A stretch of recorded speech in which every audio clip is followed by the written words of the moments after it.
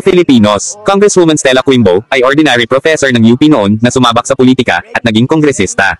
Ang sweldo bilang kongresista ay mababa lang, hindi naman siya si Jinky Pacquiao at hindi naman siya galing sa mga bilyonaryong pamilya at wala namang big time na business. Paano siya nakakabili ng ganitong clothing bags na worth of milyon-milyong peso samantalang hindi naman kalakihan ang sweldo niya bilang isang kongresista?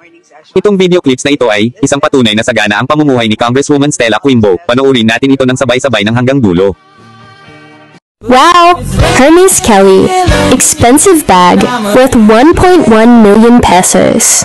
Hermes Birkin bag worth 1.91 million pesos.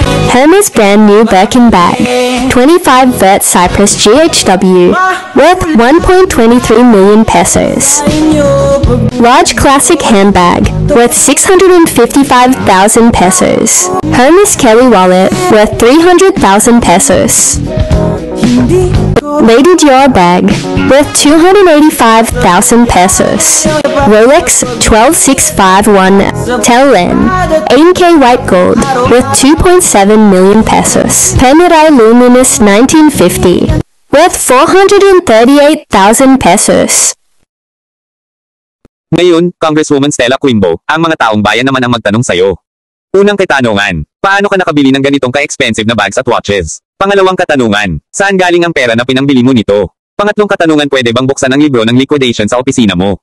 Pang-apat na katanungan, saan napunta ang budget ng distrito mo? Ngayon maglabasan na tayo ng resibo. Di ba? Ang tagline ng Kamara ay, Public office is a public trust. So, patunayan mo ngayon ang tagline ng Kamara. Use it as an example sa lahat ng government officials. Ngayon na,